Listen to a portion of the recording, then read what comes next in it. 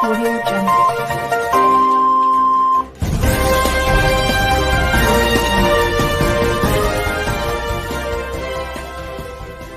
आदाब।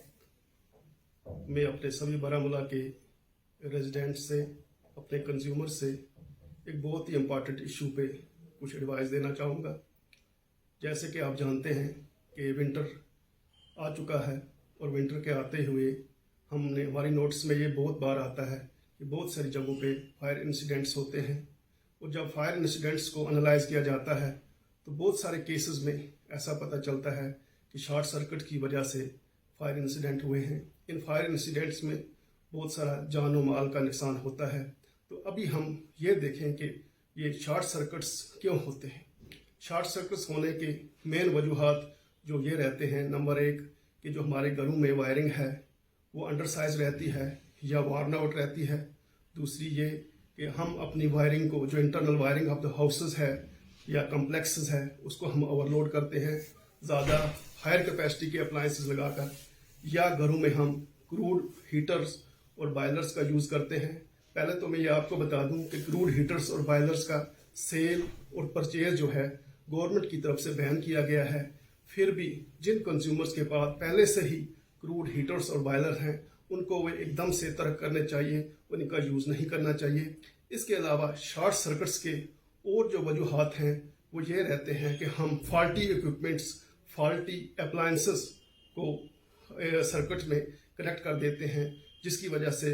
Over heating हो जाती है, वायरें मेल्ट होती हैं और शॉर्ट सर्किट होता है। इसके अलावा प्रोटेक्शन का ना होना, घरों में जो हमारी इंटरनल सर्किट्स रहते हैं, इंटरनल वायरिंग रहती है, उसमें प्रोटेक्टिव इक्विपमेंट्स का ना होना भी एक रीज़न रहता है कि अगर कहीं पर शॉर्ट सर्किट हो जाए, इमीडिएटली वो सर्किट जो है आइसोलेट नहीं होता है और वो करंट्स कंटिन्यूसली फ्लो करते हुए ओवर हीटिंग होती है, और जिसकी वजह से घरों में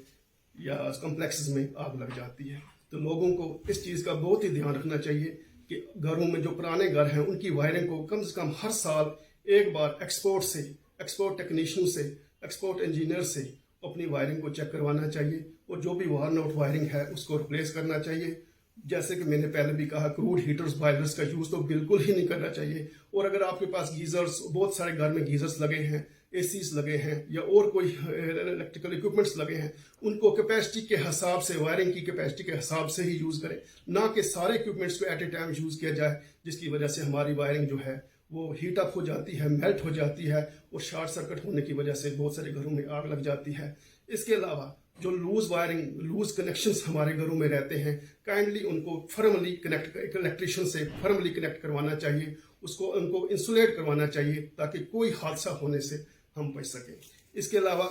जब हवा चलती है, बर्फबारी होती है, उस समय लोगों को खास एहतियात बरतना चाहिए, क्योंकि जो हमारी तारें ओवरहेड लाइंस रहती हैं वो कभी कभी हवा की वजह से या अपनी स्नोफॉल की वजह से घरों के नज़दीक में भी आ जाती हैं, पेड़ों के नज़दीक में आती हैं। उससे हमको दूरी रखनी चाहिए, और जो हम गैस का स्टॉक, फायरवुड का stock under the transmission lines या डिस्ट्रीब्यूशन लाइंस करते हैं, उसको हमको अवॉइड करना चाहिए। या अगर सारे तदबीर हम अपने ध्यान में रखेंगे तो इससे ये हो जाएगा कि हम अपने फायर इंसिडेंट से बचेंगे और बहुत सारा जानी और माली नुकसान जो होता है उससे बच सकेंगे। मुझे उम्मीद है कि मेरे सारे कंज्यूमर्स इन चीज़ों की तरफ ध्यान दे देंगे, ताकि उनका कोई भी नुकसान आइंदा ना हो सके और बहुत सारा नुकसान जो माली नुकसान होने से बच जाए।